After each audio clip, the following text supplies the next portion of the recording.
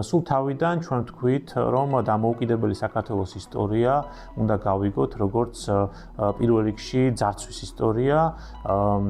ეს ძარცვა არ არის უბრალოდ რაღაც ცუდი ბიზნესმენების, ცუდი მმართველების, კორუმპირებული მთავრობების მიერ ჩადენილი, არამედ კლასობრივი პროექტი. მიუხედავად შემადგენლობისა, პოლიტიკური და ეკონომიკური ელიტები ბოლო 30 წლის განმავლობაში, მე 35 წლის განმავლობაში ქმნიან და ანვითარებენ სისტემას, რომელიც უზრუნველყოფს მათ და უცხოელი ელიტების გამდიდრებას, რომელიც ხდება შრომელი და ღარიბი მოსახლეობის და ბუნებრივი რესურსების მაღალი ხარისხის ექსპლუატაციის ხარჯზე. ხო და პირველ რიგში ეს მიიღწევა რა გზებით, ხო? სწორედ შრომელი და ღარიბი მოსახლეობის მიზანმიმართული დასუსტების, მათი უკიდურესი მოწყვლადობის, ექსპლუატირებული ხალხის ორგანიზების და წინააღმდეგობის არ დაშვების და ამ კლასების მკაცრი კონტროლის გზებით.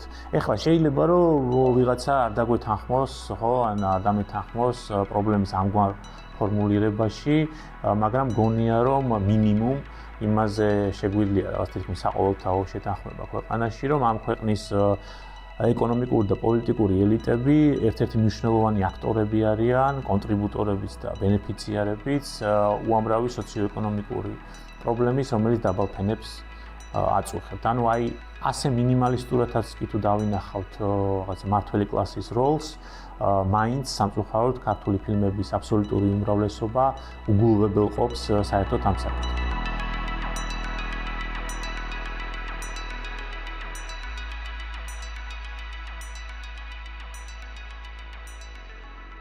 წინა ვიდეოში ჩვენ ვისაუბრეთ მშრომელების რეპრეზენტაციაზე ქართულ კინოში. რომ გავიხსენოთ ჩვენი კლასობრივი სტრუქტურა, სქემა, მშრომელების შემდეგ მოდის გლეხების კლასობრივი პოზიცია, იგივე წვრილი ფერმერების, რომლებიც ჩართულები არიან სოფლის მეურნეობაში და ბოლოს ყავს ყველაზე დიდი ჯგუფი ქვეკლასი, იგივე ლუმპენ პროლეტარიატი, ანუ ღარიბი უმუშევარი მოსახლეობა და ძირითადად ამ ვიდეოებში ვისაუბრებ სწორედ ამ ქვეკლასზე, ამ სიღატაკეზე, სიღარიბეზე და მისი გამომწვევი მიზეზებზე და გამოსავალზე, ხო? როგორ ხედავს ამას ქართული კინო.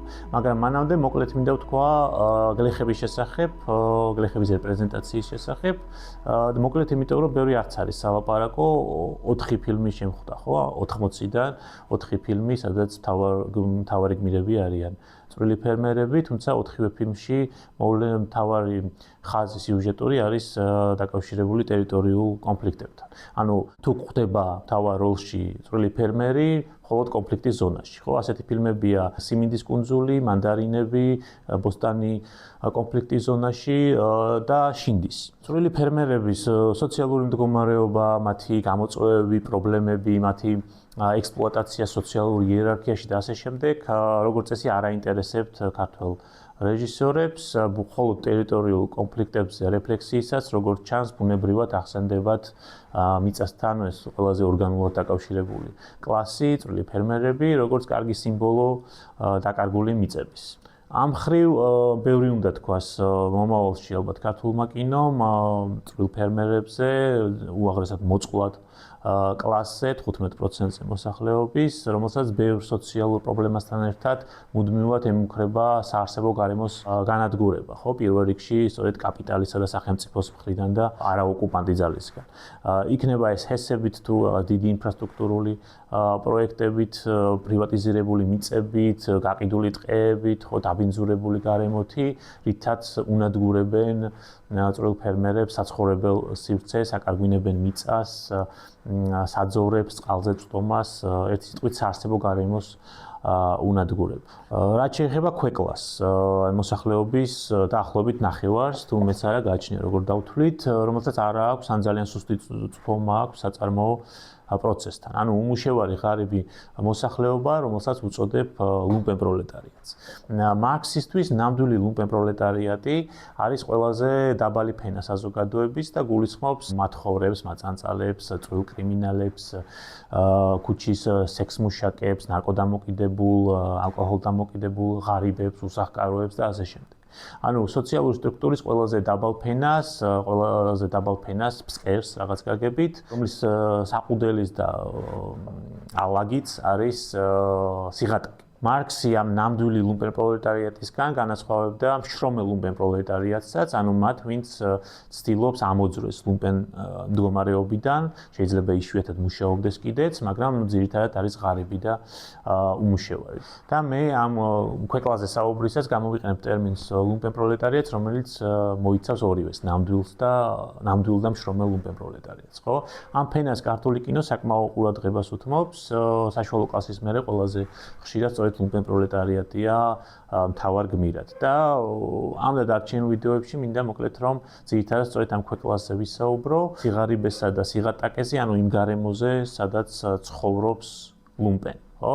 და კონკრეტულად ფოკუსირდები იმაზე, თუ როგორ ხედავს ქართველი რეჟისორი ლუმპენიზაციის და ლუმპენ მდგომარეობის, ანუ გაღატაკების და სიღატაკის ამ მდგომარეობასთან დაკავშირებული სოციალური პრობლემების მიზეზებს, პირველ რიგში და შემდეგ გამოსავალს. რამდენიმე კატეგორიად მინდა დავყო ფილმებში მოცემული მიზეზები ლუმპენიზაციის და სათითაოდ მინდა განვიხილო ისინი. დავიწყებ ჩემთვის მთავარი თემით, თუ რამდენად ხედავს ქართული კინო მართველი კლასის ბრალეულობას იმ მდგომარეობაში, იმ სავალალო ყოფაში, რომელშიც ლუმპენები ცხოვრობენ. აქ გულისხმობ როგორც პოლიტიკური ელიტების და მათ მიერ მართული სახელმწიფოს, ისე ეკონომიკური ელიტების, კაპიტალისტების ბრალეულობას. სულ თავიდან ჩვენ ვთქვით, რომ დამოუკიდებელი საქართველოს ისტორია უნდა გავიგოთ როგორც პირველ რიგში ძარცვის ისტორია. ეს ძარცვა არ არის უბრალოდ რაღაც ცუდი ბიზნესმენების, ცუდი მმართველების, კორუმპირებული მთავრობების მიერ ჩადენილი, არამედ კლასობრივი პროექტია. ხო?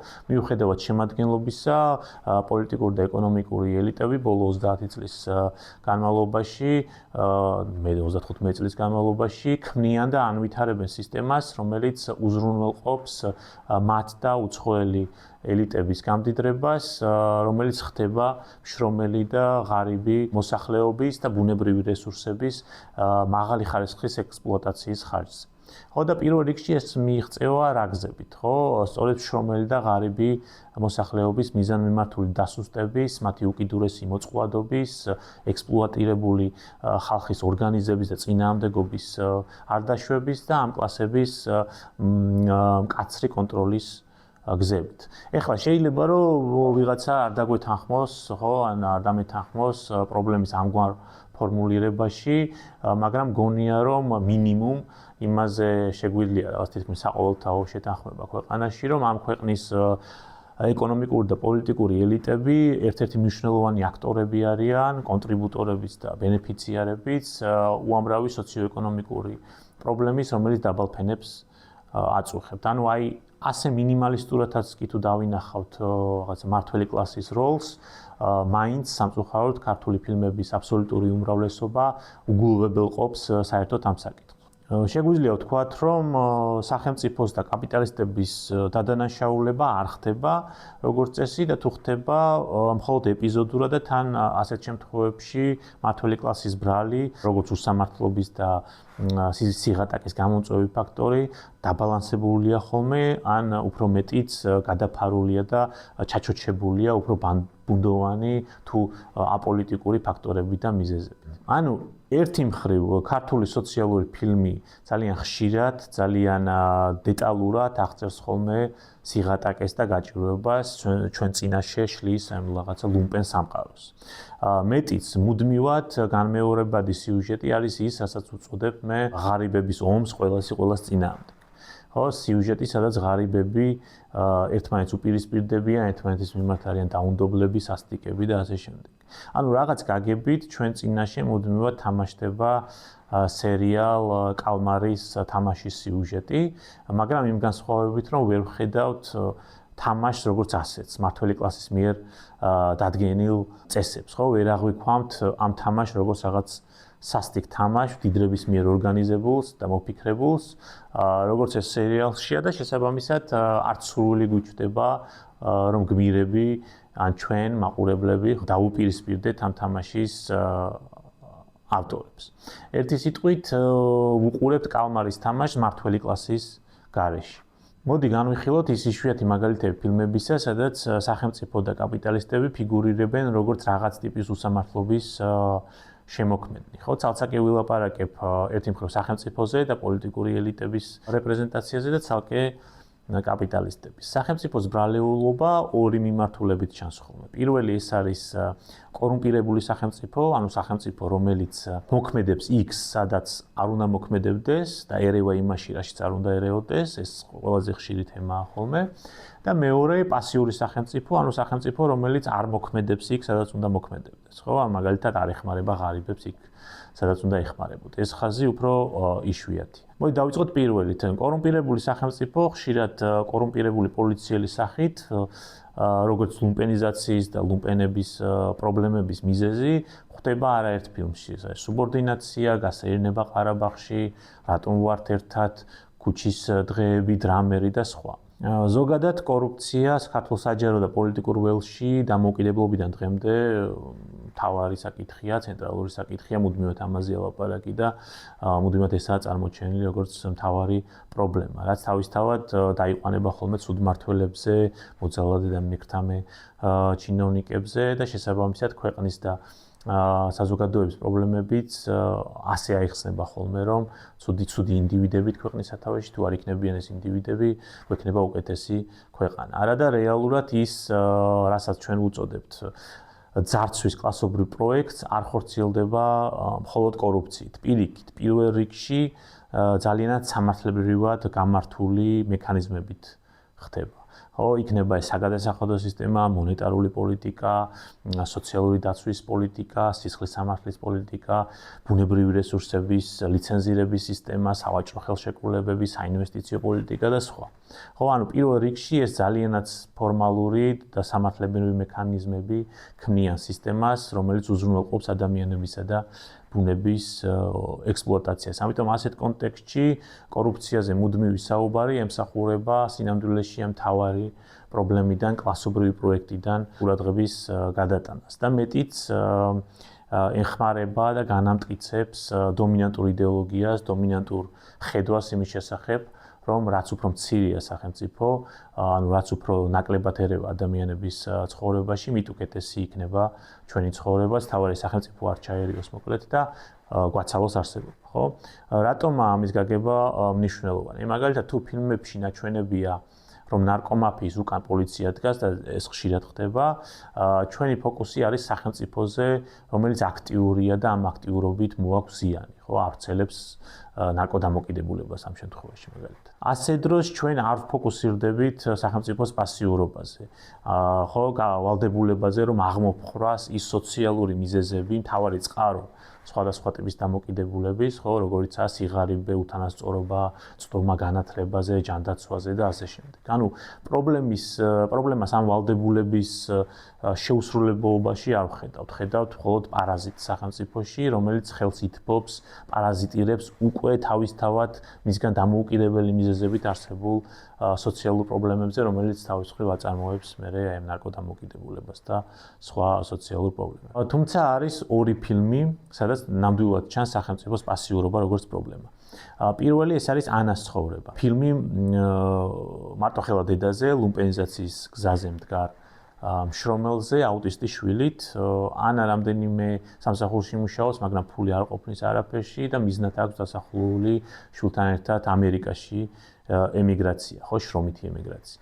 ერთ სცენაში ანა შვილთან ერთად მიდის სოციალური დახმარების სააგენტოში, დახმარების მოსათხოვად და კაბინეტში სააგენტოს 3 წარმომადგენელი ანას ძალიან აგდებულად, უხეშად და ყოველგვარი ემპათიის გარეშე ელაპარაკება. ეუბნებიან, რომ არაა საკმარისად გაჭირვებული, როცა ანა ახსენებს, რომ მუშაობს და ხელფასი აქვს და არ ყოფნის ეს ხელფასი, პასუხობენ, რომ თქვენ ხელფასი ქონიათ ბატონო და ჩვენთან ისეთი ხალხი მოდის, რომ საერთოდ ქაღალდის ფული არ აქვს ნანახიო. ხდება კონფლიქტი, მოკლედ ანასა და მათ შორის, ანას ისტუმრებენ დახმარების მიცემის გარეშე, ხო? მოკლედ ძალიან გავს ეს სცენა კენ ლოუჩის მედენიელ ბლეიქს, აქაც კარგადაა ნაჩვენები სოციალური დაცვის სისტემის ჩავარდნა, უსულო და უგულო ბიუროკრატია, სახელმწიფოს პასიურობა, გულგრილობა და ასე შემდეგ, ხო? და განსაკუთრებით სხვა ფილმების ფონზე ნამდვილად გამოსარჩევია ანას ცხოვრება ამ მხრივ. უბრალოდ ერთი რომ სახელმწიფოს პასიურობა ანას გაჭირვების მხოლოდ ერთი ფაქტორია და არც თუ ისე მნიშვნელოვანი და მეორე ანას პრობლემები ის ფაქტი რომ წელებზე ფეხს იდგამს და მაინც არ ყოფნის ხელფასი ის რომ აუტისტი შვილისთვის როგორც ჩანს არასაკმარისი, არაადეკვატურია არსებული ზრუნვის სერვისები და ასე შემდეგ, აი ამ პრობლემების მიზეზები ბუნდოვანია და ამ შემთხვევაში ამას არ მივყავართ ისევ სახელმწიფოს პასიურობამდე, ხო? სახელმწიფოს და მმართველი კლასის ბრალიულობამდე. სამწუხაროდ. მეორე მაგალითი, სადაც გვხვდება სახელმწიფოს პასიურობის კრიტიკა, არის ჩაისუნთქე ამოისუნთქე. ციხიდან ახალგამოსულ ირინას სახელმწიფო რეალურად ვერაფერს თავაზობს რესოციალიზაცია, რეაბილიტაციის კუთხით, გარდა იოგას გაკვეთილებისა, სადაც ინგლისურენოვანი მასწავლებელი ასწავლის სწორსუნთქვას და პოზიტიურ მიდგომას ცხოვრებისადმი. ხო, მაშინ როცა ირინა ცხოვრობს სიღარიბეში, მძიმე ოჯახურ სიტუაციაში, გარშემო ძალადობრივი პატრიარქალური საზოგადოებაა და სწორი სუნთქვა ვერაფერში ეხმარება. ზუსტად ამ მასწავლებლის გამხნევებით და შეგულიანებით, მასწავლებლის, რომელსაც მოკლედ არ ესმის სოციალური კონტექსტი, ირინას ქვიარი მეგობარი მიდის პაემანზე, სადაც მას კლავენ. ამით გამწარებული ირინა უვარდება მერე იოგას მასწავლებელს ვარჯიშის დროს და ცხვირწინ მოუშარდავს.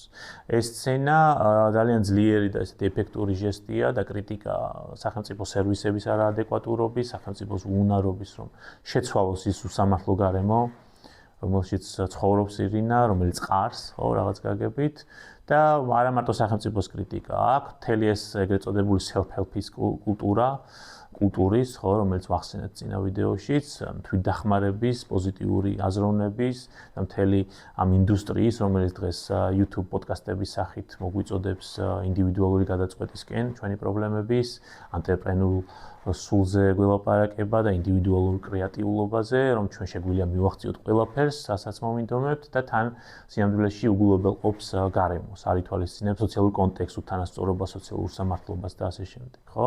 ერთი სიტყვით მოგვიწოდებს ღრმად ჩავისუნთქოთ ჰაერი, მაშინ როცა გარშემო აუტანელი სუნი დგას. ხო, ისევ და ისევ ძალიან ღირებულია ეს ხაზი ფილმის, ძალიან იშვიათია ქართულ ფილმში და დასაფასებელი, თუმცა აქაც მთავარი სოციალური პრობლემა უკავშირდება მაინც არა სახელმწიფოს და მმართველ კლასს, არამედ კონსერვატიულ კულტურას და მოძალადე პატრიარქალურ საზოგადოებას და ამაზე წინა ვიდეოში უკვე ვისაუბრეთ. ეს რაც შეეხება სახელმწიფოს და პოლიტიკური ელიტების ბრალიულობის რეპრეზენტაციას ღარიბი მოსახლეობის სავალალო მდგომარეობაში, ხო? გადავიდეთ ეკონომიკური ელიტების, კაპიტალისტების რეპრეზენტაციის საკითხზე და აქაც ჩვენ გვაინტერესებს რამდენად აკავშირებს ესა თუ ის ფილმი კაპიტალისტებს და ეკონომიკურ ელიტებს ღარიბების გასაჭირთან, ხო? ასეთი კავშირი მე დავიჭირი მხოლოდ ორ ფილმში. აქ ავთვლი წინა ვიდეოში განხილულ შემთხვევებს, სადაც დამსაქმებელთან კონფლიქტის გამო ტოვებენ სამუშაოს მთავარი გმირები, როგორც თქვი, ორ შემთხვევაში თავად მოდიან და ეს ჟესტი ძლიერი ინდივიდუალიზმის ხაზგასმას ემსახურება მხოლოდ და ერთ შემთხვევაში ფილმში და ჩვენ ვიცეკვებთ, მართალი უხეში და არასასიამოვნო უფროსი სამსახურიდან აგდებს თავარ გმირს, მაგრამ აქ თავარი მიზეზი გმირის ძმის საქციელია და არამანდა მაინც დამსაქმებლის, როგორც ასეთის ჭარბი ძალაუფლება მშრომელის მიმართ და ასე შემდეგ. ხო? მოკლედ ორი ფილმია, სადაც ასეთი კავშირი ჩანს. ესენია ვენეცია და კუჩის დღეები. ვენეციაზე ჩვენ შემდეგ ვიდეოში უფრო დეტალურად ვისაუბრებთ. ეხლა ორი სიტყვით ვიტყვი, რომ ფილმი არის მშენებარ კორპუსზე და მის მობინადრეებზე, რომლებიც ვერ თანხმდებიან ბინების განაწილებაზე და ამის გამო კორპუსი ვერადავერ შენდება. როგორც ირკვევა მობინადრეებს შორის ეს კონფლიქტის ერთ-ერთი მიზეზი თავდაპირველი ინვესტორია, რომელმაც არაერთხელ მოატყუა ეს ხალხი, თუმცა საინტერესო რომ ახალი ინვესტორი, დადებითი ფიგურა, რაღაც ემპათიური და ხელგაშლილი ადამიანია, ანუ კარგი და ცუდი კაპიტალისტები ჩანს ფილმში, მაგრამ თავარი პრობლემა, როგორც ფილმის მსვლელობისას ხვდებით ამას, ხო, თავად მობინადრეები არიან, მობინადრეები, რომლებიც უუნაროები არიან რამეზე შეთანხმდნენ. ერთი სიტყვით თავდაპირველი ინვესტორი ცუდი კაპიტალისტის მაგალითია, ნამდვილად, მაგრამ პრობლემა არის თავად ხალხში. და როგორც თქვი, ამ ფილმზე კიდევ ვისაუბრებთ მომავალ ვიდეოში. მეორე ფილმი ეს არის ქუჩის დღეები. ფილმის მთავარი გმირია ნარკოდამოკიდებული ლუმპენ პროლეტარი ჩეკი, კაცი, რომელსაც კორუმპირებული პოლიციელები აიძულებენ, რომ მისი ყოფილი კლასელი ზაზას სკოლის მოსწავლე ბიჭი დააჭერინოს ნარკოტიკის მოხმარებაზე, რომ მერე პოლიციამ მამამის ფული გამოსწავლოს. ხო, ბიჭის მამა, ანუ ჩეკის ეს ყოფილი კლასელი ზაზა წარმოადგენს როგორც პოლიტიკურ ელიტას, ისე კაპიტალისტს, ხო, რაღაც ინტერესი აქვს სამშენებლო ბიზნესში, როგორც ჩანს, ხო? ძუნწი ადამიანი ჩანს, ზაზა შვილისთვისაც ენანება ფული და ჩეკისაც უარით ისტუმრებს, როცა ძალიან ჭირდება ეს ჩეკის. აქ მაინც საინტერესოა ერთი სცენა, ჩეკის და ზაზას საუბარი, სადაც ზაზა უბოდიშებს ჩეკის მისი ცოლის სახლის წინ რაღაც მშენებლობის გამო, რომელშიც ზაზას წილი აქვს და ეს მშენებლობა ხედს უფუჭებს ჩეკის ცოლის კორპუსს, რაზეც ამ კორპუსიდან ჩივიან და აინტერესებს ზაზას ჩეკის ცოლსაც თუ აქვს რაიმე წუხილი ამ ხრივ, ჩეკი პასუხობს, რომ მისი ცოლი ამ ბანკს აბარებს სახლს, ხო, იპოთეკის გადაუხდელობის გამო და ამიტომ ხეც არავინ ჩივის. თუმცა თავად ეს მომენტი იმისთვის ხაზგასმა, რომ დიდრები და ღარიბები ასე კი არ ცხოვრობენ რაღაცა გვერდ იზოლირებულად, არამედ დიდრები აზიანებენ ღარიბებს, ხო? ეს ძალიან იშვიათი ხაზია და ფაქტობრივად არ გვხვდება სხვა ფილმებში, იშვიათად ძალიან. ზოგადად სოციალური უთანასწორობა ღარიბებსა და დიდრებს შორის უთანასწორობა, ხო, ძალიან იშვიათი მოვლენაა ქართულ კინოში. უამრავი ფილმია სიღარიბეზე და ფაქტობრივად არც ერთში ეს კონტრასტი სიმდიდრესთან არ კეთდება, რაც თავისთავად ძალიან უცნაური მახასიათებელია. ქართული სოციალური კინოსი. ქუჩის დღეები ერთ-ერთი იშვიათი გამონაკლისია, მოკლედ ამ კუთხით, ჩეკი და ზაზა, ნამდვილი ლუმპენ პროლეტარი, ქუჩის ბიჭი, ხო, და მართველი კლასის წარმომადგენელი, მინისტრი, ანუ კლასობრივი იერარქიის ფსკერი და მწვერვალი, არა მარტო ქართული ფილმებისთვის უაღრესად იშვიათ კონტრასტს ქმნიან, არამედ კიდევ უფრო საინტერესო მინიშნებაცაა ფილმში, რაზეც ვილაპარაკეთ, ხო? ანუ ურთიერთდამოკიდებულება სიმდიდრესა და სიღარიბეს შორის, ხო? სამწუხაროდ სხვა ფილმებში, სადაც უთანასწორობა ჩანს, ეს მიმართება დიდრების სიმდიდრესა და ღარიბების სიღარიბეს შორის ეს ურთიერთდამოკიდებულება, რომ ერთი განაპირობებს მეორეს რაღაც გაგებით, არ იკვეთება და მეტიც ხანდახან ვიღებთ ხოლმე დიდრების და ღარიბების რაღაც ჰარმონიულ თანაარსებობას და თანაარსებობის სურათს, ხო, როგორიცაა მაგალითად ფილმში გაყინული შადრევნები, სადაც სამეზობლოში სხვადასხვა კლასის და სიმდიდრის ადამიანები თანაარსებობენ, მაგალითად ფილმის გაყინული შადრევნების ბოლოში ერთ-ერთი მეზობელი ბირჟავიკი, ესეთი ლუმპენ პროლეტარი, ჰარმონიკაზე უკრავს ლამაზად, რაღაც წვიმის ქვეშ და საბოლოოდ კრავს ამ ჰარმონიულ სურათს მოზაიკას სოციალური უთანასწორობის, ხო? ამ ხრივ ქუჩის დღეები ნამდვილად გამოსარჩევია სიღარიბესა და სიმდიდრეს შორის კონტრასტისთვისაც და ურთიერთდამოკიდებულებაზე მინიშნებისთვისაც, მიუხედავად იმისა, რომ ეს თემა მაინც ფრაგმენტულია და არაა საკმარისად გაშლილი და გამოკვლეული, მეტიც ეს კორუმპირებული პოლიციელები, ან კორუმპირებული სახელმწიფო რეალურად ხო ორივეს ერთნაირად ემუქრება თითქოს ჩეკისაც, ზაზასაც, ღარიბებსაც, დიდრებსაც, რაც რაღაცნაირი ყალბი გამათანაბრებელია ფილმში. საბოლოო ჯამში მართველი კლასის, ეკონომიკური და პოლიტიკური ელიტების ბრალეულობა ღარიბების სავალალო ყოფაში ფილმების უმეტესობაში არ ჩანს, სადაც ჩანს იქაც საკმაოდ სუსტად, ან მეორე ხარისხოვნად, ან არადამაჯერებლადაა წარმოდგენილი. შემდეგ ვიდეოებში ჩვენ შეგვიძლია ვისაუბროთ უკვე სიღარიბის და ლუმპენიზაციის სხვა მიზეზებზე, როგორც ამას ქართული კინო ხედავს.